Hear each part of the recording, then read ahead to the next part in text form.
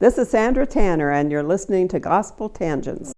Shannon Flynn describes what it was like to work closely with Mark Hofmann, as well as what Mark's personality was like. In 1985, Mark was actually desperate for cash. He owed a lot of people a lot of money. In this episode, we'll learn more about his most audacious forgery yet, the $1 Million Con, where he tried to sell a document for over $1 million. Check out our conversation. But before we get to that, I just wanted to mention our Facebook page. Please like our page at facebook.com/gospeltangents. We can have other conversations there, as well as on our blog at gospeltangents.com, where you can comment on these episodes. I'd really appreciate it. Now back to our conversation. So you said you met Mark in a singles ward. Can you tell us what he was like? Well, it was Lynn Jacobs. I was in the same singles ward as Lynn Jacobs, and so we became friends. And then sometime after that, he introduced me to Mark, and then we became friends also. And then eventually, I started working with Mark more and more. And then for probably 6 months before the bombings, my full-time employment was I didn't work for Mark, I just worked with him. So what are some of the things that you did with Mark? Well, by that time, the volume of his forgeries was getting so big that it was starting to cause some questioning. And so what he did, unbeknownst to everybody, it's always unbeknownst to everybody, he would start shuffling off or kind of shunting off some of his document dealings to other people, so that it didn't look like that he was constantly selling everything. So as an example, Lynn Jacobs was the person who dealt the salamander letter. Mark Hofmann never did. It was always Lynn Jacobs. He was the one who said he found it, and he was the one who approached the church, and he was the one who approached Steve Christensen. It was never Mark. Huh, I thought he had a meeting with President Hinckley. Is that not?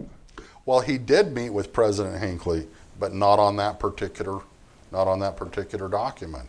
People have confused that over the years, and it's just, they're just not paying attention to the details. It was always Lynn Jacobs, and he did that, and he told Lynn, "I'll pay you to do this. I'll give you a part of what we get," but what we didn't know is he was trying to make sure that it wasn't him that was coming up with everything. So one of the things that I did with Mark is he had several items for sale, and he wanted to sell them to a collector and a dealer in Las Vegas. Well, I was the one who flew to Las Vegas, offered the items, sold them, got the cash, brought it home. And I did that on a trip to New York one time also.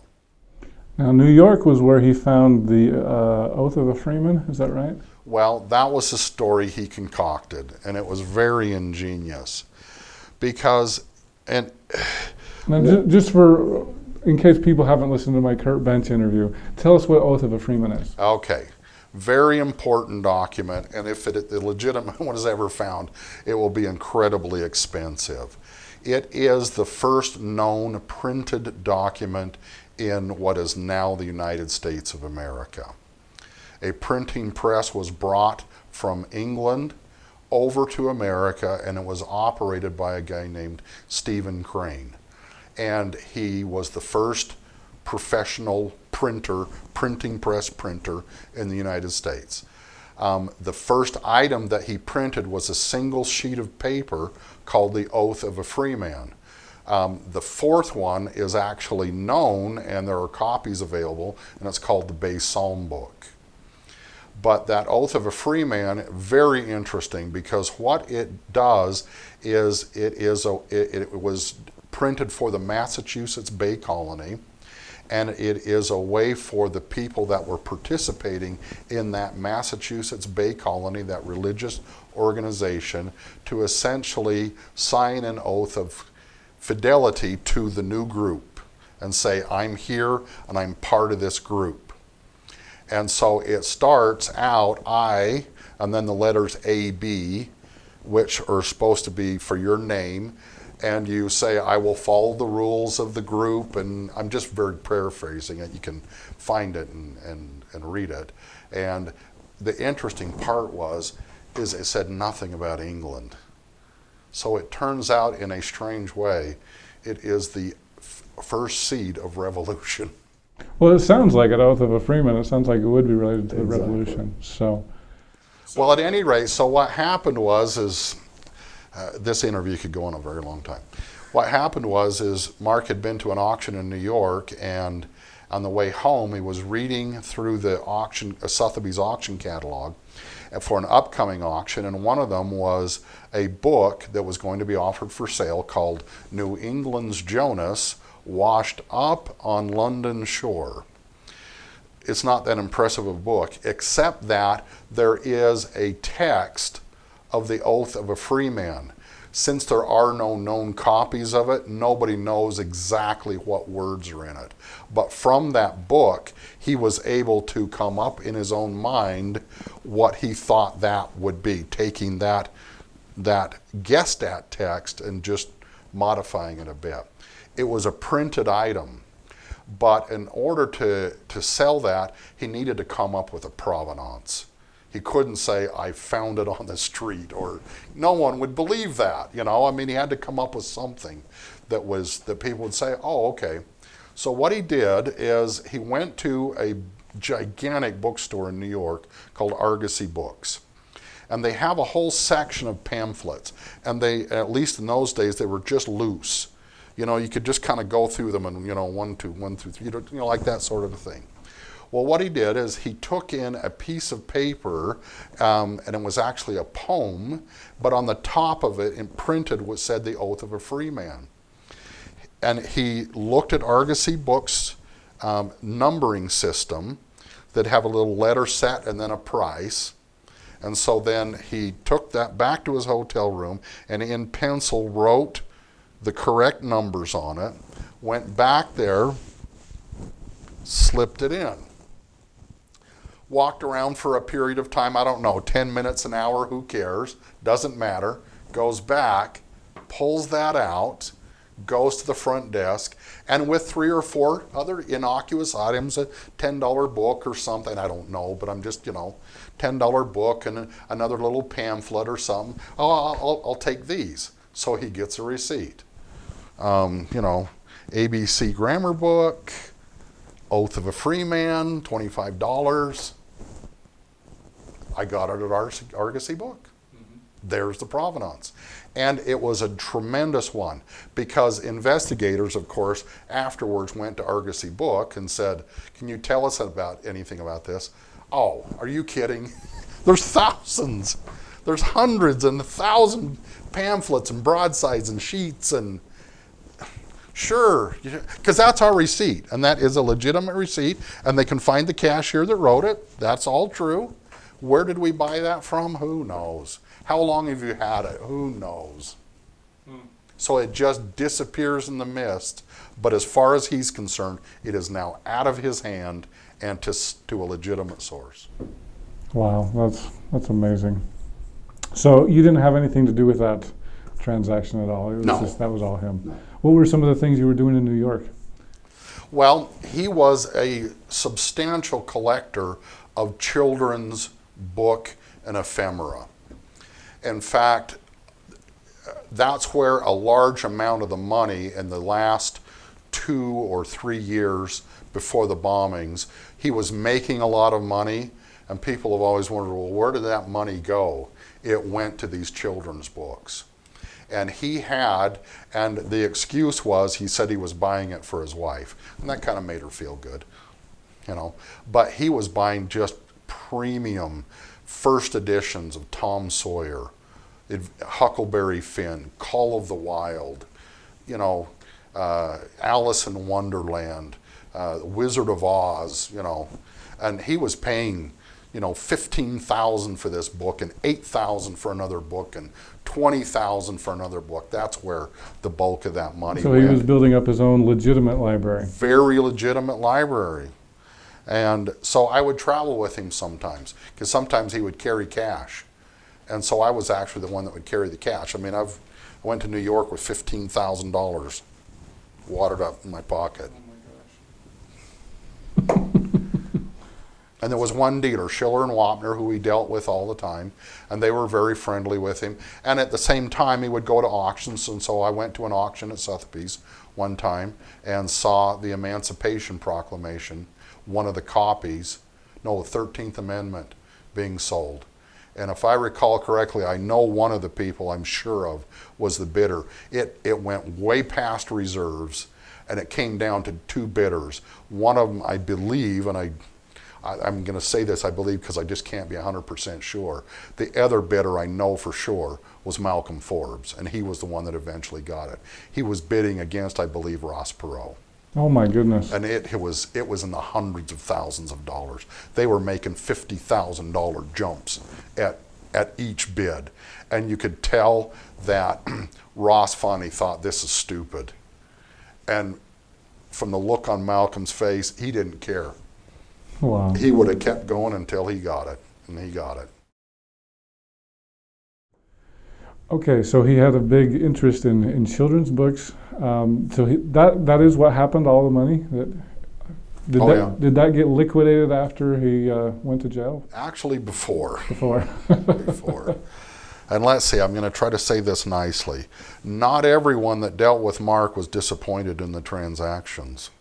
We only nowadays and afterwards hear about the people that were disappointed because the money was taken. Some people were not disappointed in the transactions because as pressure was building in 1985 and debts needed to be paid and he needed to find ready cash, he found a couple of people that were willing to make him loans, and sometimes some substantial amounts of money, $50,000, $25,000, and use those books as collateral.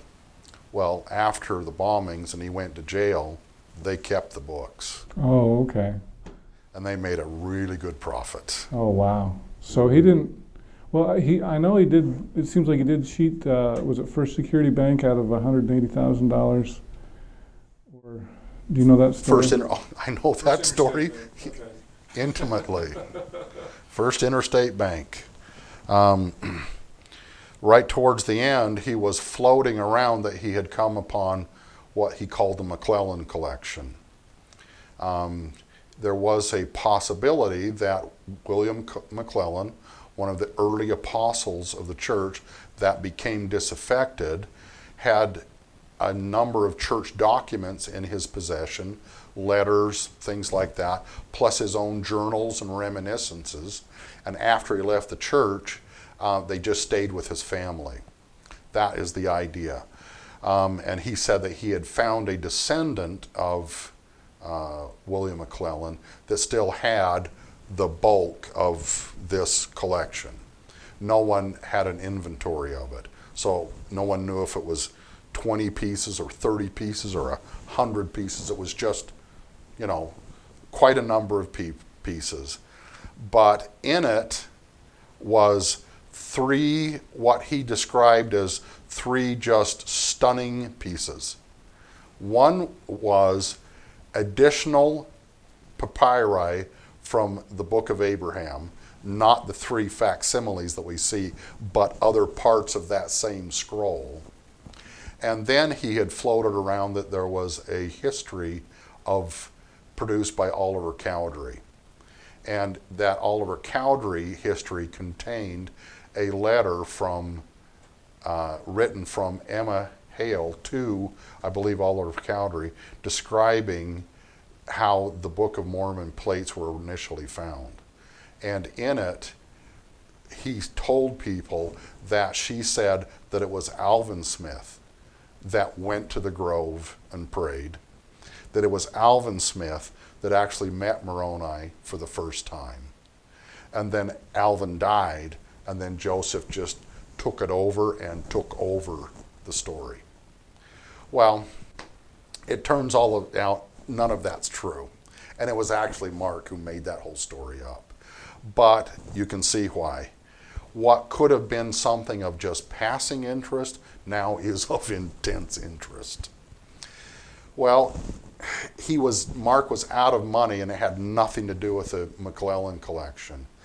And he was in some real financial trouble. And so one of the ways he was trying to solve that problem was telling people he had this McClellan, he had access to it, but he would need money to get it. It needed to be $185,000.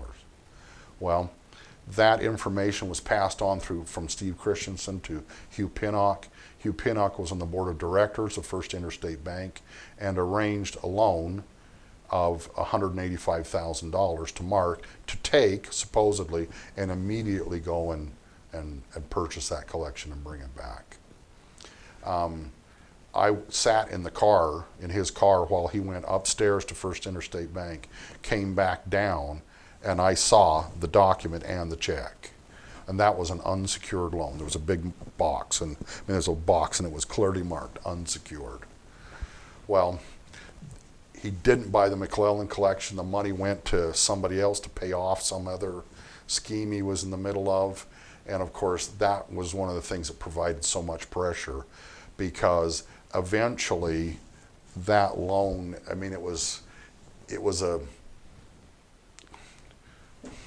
I can't say this from an accounting standpoint, but it was a somewhat irregular loan, and they wanted it back. Well, so I know Kurt Bench said that he got a cashier's check for $100,000. Do you think that part of that $185,000 went to Kurt to pay off? Very well could have. Very well could have. And it was in those kind of amounts of money that this wasn't $200 or $500 that you could kind of, you had in your sock in the sock drawer or something. So he was robbing for security to pay Kurt, and yeah, because I know Kurt got a call that said that some people were very upset, saying, "Where did you get that money from?" Yes. And very interesting. I hope you enjoyed our conversation with Shannon Flynn. In our next conversation, we'll talk about how Mark fooled a lie detector test. Shannon Flynn describes a lot of details in how polygraph tests work. But the way that particular polygraph works is, it isn't like true or false. What you see on TV is a bunch of hooey. All it does is tests physical responses under stress to questions. And a good examiner will get the person really stressful so that they react strongly physically when they're telling an untruth. Click here to subscribe, click here for a transcript, and over here you'll see some other videos that we've done here on YouTube. We hope you'll use this as a valuable resource to learn more about Mormon history.